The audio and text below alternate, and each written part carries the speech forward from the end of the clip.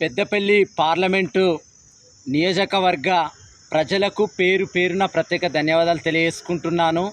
ఈరోజు పెద్దపల్లి పార్లమెంటు నియోజకవర్గంలో మరి 3 నేషనల్ పార్టీ క్యాండిడేట్లు ఈరోజు పోటీ చేస్తున్నారు. వారిని నేను ఒక్కటే మరి ప్రశ్నిస్తున్నాను. అసలు పెద్దపల్లి పార్లమెంటు నియోజకవర్గానికి మీకు ఎలాంటి సంబంధం లేదు.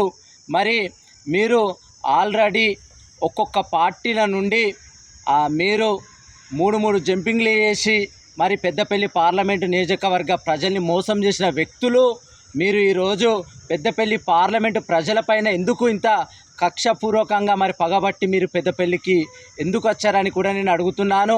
పెద్దపల్లి మరి స్థానిక మాదిగ బిడ్డలం మేమున్నాం కదా. మరి గత 16 సంవత్సరాల నుండి మరి నేను ప్రజల కోసం కష్టపడుతున్నా.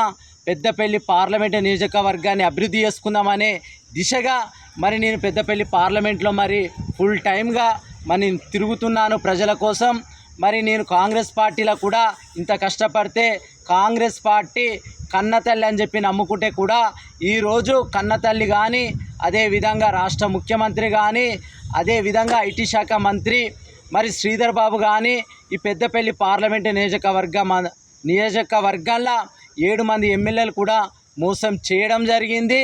ఎన్ని రోజులు ఈ అవినీతి పాలన చేస్తారు మీరు? ఎన్ని రోజులు ఇంకా ప్రజల్ని మోసం చేస్తారు? ఇక్కడ కులాలను కూడా మీరు విభజించి పాలిస్తున్నారు. మరి ఇంతవరకు కూడా మీరు మాదిగ బిడ్డలతోటి ఓటేయించుకుని గెలిచి మరి మీరు వెళ్ళి అసెంబ్లీలలో కూర్చున్నారు.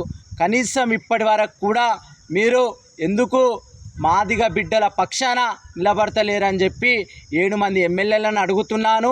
పెద్దపల్లి బీజేపీ పార్టీ గోమాస సీను కానీ, మరి కాంగ్రెస్ పార్టీ గడ్డం వంశీకృష్ణ కానీ, అదేవిధంగా మన టీఆర్ఎస్ పార్టీ కొప్పుల ఈశ్వర్ కానీ, మీ ముగ్గురికి పెద్దపల్లి పార్లమెంటు గడ్డ మీద ప్రజలు చిత్తుగా ఓడిస్తారు. మీరు ఎంత అహంకారపూర్వకంతోటి మీరు ప్రజల మధ్యలోకి వచ్చి మోసం చేస్తున్నారో ప్రజలు అన్నీ గమనిస్తున్నారు. ఏ పారాషూట్లు హైదరాబాద్ నుండి వచ్చారో వారిని అదే హైదరాబాదుకు చిత్తుగా ఓడించి పంపిస్తారని కూడా నేను తెలియజేస్తున్నాను. పెద్దపల్లి గడ్డ ఒక విలువలతోటి కూడుకున్న సబ్బండ వర్గాల ప్రజలతోటి కూడుకున్న మంచి ప్రాంతం మా పెద్దపల్లి పార్లమెంటు.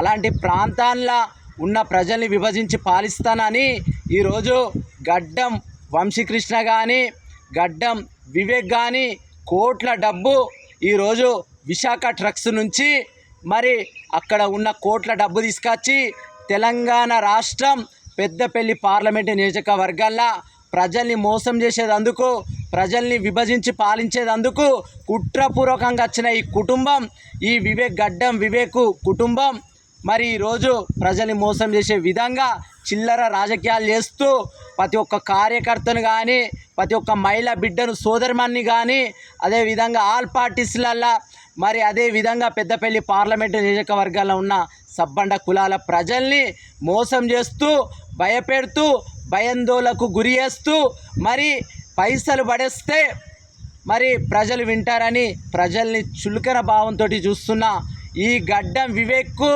ఇదే గడ్డం వంశీకృష్ణకు, గడ్డం వినోద్కు, వీరికి ప్రజలు మా పెద్దపల్లి పార్లమెంటు నియోజకవర్గ ప్రజలు బుద్ధి చెప్తారు. చిత్తుగా ఓడించి ఈ పెద్దపల్లి పార్లమెంటుకు ఇంకొకసారి మీ ముఖాలు కనబడద్దు, మీ ముఖాలు కనిపించకుండా విధంగా మరి ప్రజలు ఓడించి పంపిస్తారని కూడా నేను తెలియజేస్తున్నాను.